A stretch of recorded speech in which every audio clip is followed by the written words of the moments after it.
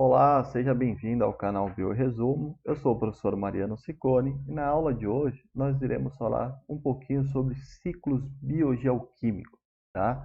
Então, eh, hoje eu não vou falar de todos os ciclos biogeoquímicos, hoje eu vou falar apenas sobre o ciclo da água, que é o ciclo mais simples aí dos três, né, ciclos biogeoquímicos que mais vão cair em vestibular ou na prova, né, da escola de vocês.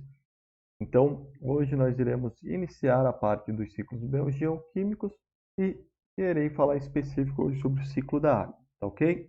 Bom, antes de tudo, dê uma curtida no vídeo.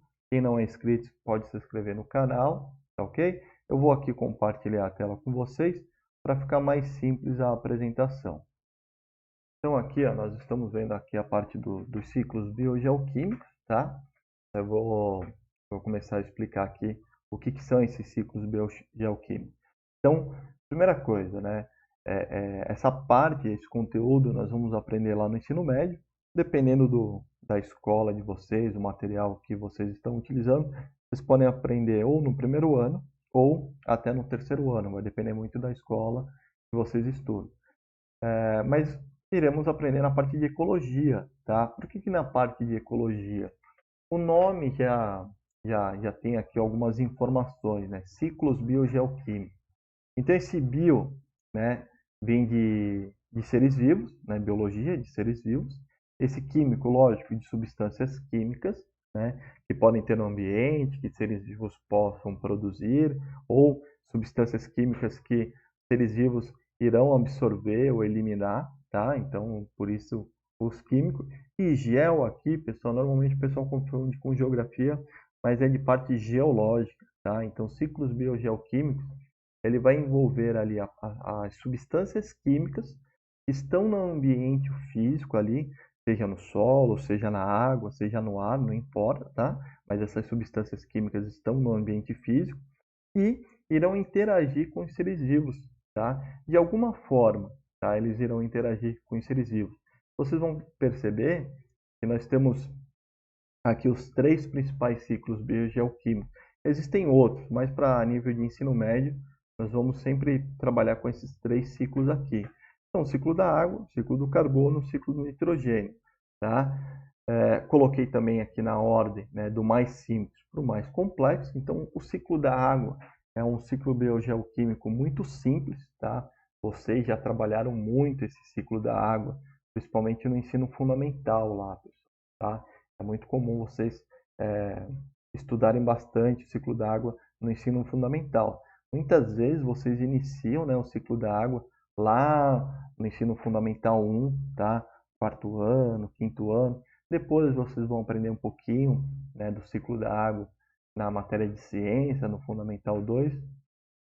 E aí depois agora aqui no ensino médio, tá? Na parte de biologia. Tudo bem? O ciclo do carbono, ele já fica um pouquinho mais complexo do que o ciclo da água, mas também não é algo, né, tão difícil assim de entender, uma coisa que é tão difícil. O ciclo do nitrogênio ele acaba sendo um pouquinho mais complicado devido a alguns nós, tá? Então hoje eu só vou trabalhar com o ciclo da água, então vamos fazer vídeo separado, assim fica mais fácil, tá? Vamos passar para o próximo slide. Então aqui, ó, no ciclo da água, percebo que eu não coloquei aqui imagens, desenho, tá? Eu só coloquei aqui algumas palavras que nós iremos utilizar no ciclo da água. Então, o que tem a ver o ciclo da água com os seres vivos, né? Por que o ciclo da água ele está ali interagindo com os ciclos biogeoquímicos? O que tem a ver com os seres vivos? Nós temos que lembrar, tá? Tem uma aula no nosso canal que fala sobre as substâncias químicas essenciais para os seres vivos, né? E a gente cita ali substâncias inorgânicas e substâncias orgânicas. E das substâncias inorgânicas, que eu falo no vídeo, eu falo muito sobre a água, tá? Por quê? Porque a água é uma substância inorgânica, tá? Ou seja, ela não é uma molécula grande, uma molécula composta de carbono, tá? Uma molécula produtora de energia ou construtiva, mas é uma molécula fundamental, tá? Fundamental para todos os seres vivos. Por que ela é uma molécula fundamental para todos os seres vivos? Porque a água, ela realiza as reações químicas. Então, sem água, não tem como realizar reações químicas dentro de um ser vivo. Indiferente se ele seja um ser vivo grande ou pequeno, tá? Com muitas ou poucas células. Nós necessitamos de água para que ocorra o metabolismo, né? Quando a gente fala reação química, a gente fala em metabolismo. Então, começa a utilizar esses termos. Então, eu preciso da água para que ocorra metabolismo, tá? Então, eu vou começar a fazer aqui algumas setas aqui, tá? Só para que a gente possa entender. Então, eu vou pegar aqui um ponteiro. Então, é o seguinte, imagine um dia quente, tá? Eu tenho ali água nos oceanos, lagos, rios, não importa ali, né? Onde eu tenho aquele fluxo de água. Mas um dia quente, o que acontece? A água, ela começa a evaporar, tá? A água vai evaporando e com isso vão formando nuvens, tá? Essas nuvens, elas vão chegar num determinado momento, tá?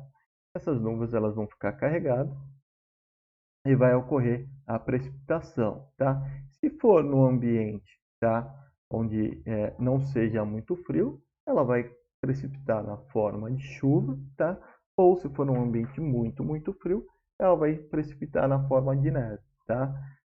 Então, essa água ela vai voltar, né, para a nossa atmosfera não, na verdade ela já está na atmosfera. Ela vai voltar lá para próximo da superfície do solo, tá? Se essa chuva estiver ocorrendo no oceano, tá? Então ela volta lá para o oceano, ela pode voltar para os rios, lagos, ou ela pode cair no próprio solo e entrar no próprio solo, tá? Uma parte que ela é absorvida no solo, tá? O que pode acontecer?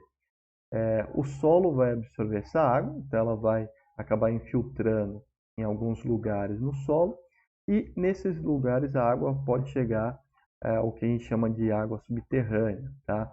Então, nós temos em alguns lugares, tá, água subterrânea ali, tanto que em alguns lugares no interior, principalmente no interior aqui do Brasil, nós temos residências que acabam construindo poços artesanais com essas águas subterrâneas. E o melhor, quando a água ela infiltra no solo, tá? Por ela passar por diversos tipos de sedimento, sedimentos com estruturas menores, sedimentos com estruturas maiores, essa água ela acaba sendo filtrada por esses sedimentos e acaba caindo aqui e formando, né, o que a gente pode chamar ali de rio subterrâneo, tá? Essa água subterrânea e algumas residências acabam tendo esses poços artesanais aí com água limpa. Uma parte da água também que está no solo, ela vai ser absorvida por quem? Pelas plantas. Por que as plantas acabam absorvendo água? Plantas elas acabam absorvendo água para o seu metabolismo, como a gente acabou de falar. Então, a água é fundamental para o metabolismo. E um dos fatores importantíssimos para as plantas, né, em relação à água, é o processo da fotossíntese, tá? Então, a água ela precisa de a planta precisa de muita água, principalmente por causa da fotossíntese, mas por diversos outros fatores, diversas outras reações químicas. Nesse caso, a planta ela também, tá? Ela vai começar a ter o quê? O processo de transpiração, tá? A água vai condensar, vai formar nuvens novamente, tá? Então, a planta ela também realiza o processo de transpiração. Na verdade, né, plantas maiores, né, nós vamos ver aí mais para frente, por causa do xilema, plantas maiores, nós temos aqui um processo da transpiração que necessita acontecer na planta para que a água que está lá no solo sendo absorvida pelas raízes, ela consiga subir pela planta e ela só consegue subir pela planta devido à transpiração. Lógico, tem diversos outros fatores, né? Dentro do xilema nós temos diversos outros fatores que nós não vamos entrar em detalhe agora, mas a planta ela precisa transpirar para que a água saia lá da raiz e chegue até a folha para fazer a fotossíntese. Tudo bem? Então, planta transpira, pessoal, tá? A planta transpira e transpira muito, tá? Imagine, vamos pegar uma planta aí que tenha 20 metros de altura, por exemplo, tá? vocês sabem que a água, toda a água que vai ser utilizada na planta, ela é absorvida na raiz. Só que a planta ela realiza a fotossíntese na folha, e a folha está lá, às vezes 20 metros do solo, 15 metros do solo. Então o que acontece? Essa água ela vai subir pela planta e ela sobe graças à ajuda da transpiração da planta, tá? Uma das forças, tudo bem, pessoal? Transpirou, a água aqui ela começa a evaporar, começa a formar nuvem. E o que tem a ver os animais? Bom, se é um ciclo biogeoquímico, eu tenho interações entre seres vivos, tá? Então, no caso, muitos animais, ao se alimentarem dessas plantas, eles acabam adquirindo água também, tá? Na grande parte dos animais, a fonte de água é através dos alimentos, tá? Não é através da água ingerida, né? Como exemplo, nós, da espécie humana, nós ingerimos muita água, ou até outros mamíferos, ou outras aves também, tá? Algumas aves, desculpa, também podem fazer isso. Então, o que que acontece? Muitos animais acabam adquirindo água para o seu metabolismo, se alimentando de plantas, ou se alimentando de outros animais, assim por diante. Então, acaba caindo ali na cadeia alimentar. Então, as plantas, por terem água, tá, para o seu metabolismo, elas podem passar essa água para os animais, servindo de alimento para esses animais. O que que acontece com os animais? Alguns animais podem transpirar, tá? Então eles podem transpirar, e outros animais também vão perder água, tá? Através da respiração. No momento que o animal está respirando, tá? Ele também está eliminando, lógico, uma quantidade baixa de água, mas ele está eliminando o vapor de água ali sim, tá? A gente consegue perceber muito na respiração, tá? Essa liberação de água, pessoal, principalmente em lugares frios, tá? Ou quando chega o inverno, né? Que você começa a respirar, você começa a falar com as pessoas e o ambiente está frio e começa a sair um vapor da sua respiração, da sua boca quando você está falando. Por quê? Aquilo ali são gotículas de água, né? E quando muda a temperatura, lembrando que a nossa temperatura fica entre 36 e 37 graus, então o ar que está saindo dali, ele tem uma quantidade de água, tá? E essa quantidade de água, ela acaba saindo, então, na respiração. E essa água, ela volta ali para a atmosfera, começa a condensar, forma nuvem, assim por diante. Então, esse é o ciclo da água.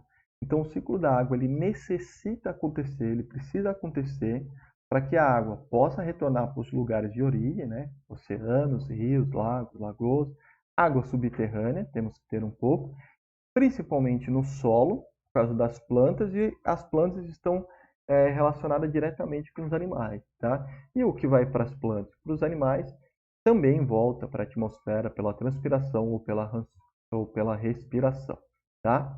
Então, voltando aqui, pessoal, foi um breve resumo ali sobre o ciclo da água, tá? O primeiro ciclo biogeoquímico é um ciclo bem simples, pessoal, tá? Qualquer dúvida podem deixar ali podem perguntar ali embaixo, podem deixar as dúvidas ali embaixo, ou podem me procurar aí nas redes sociais, tá bom? Quero agradecer, tá? E fiquem atentos aí a mais uma aula. Até mais!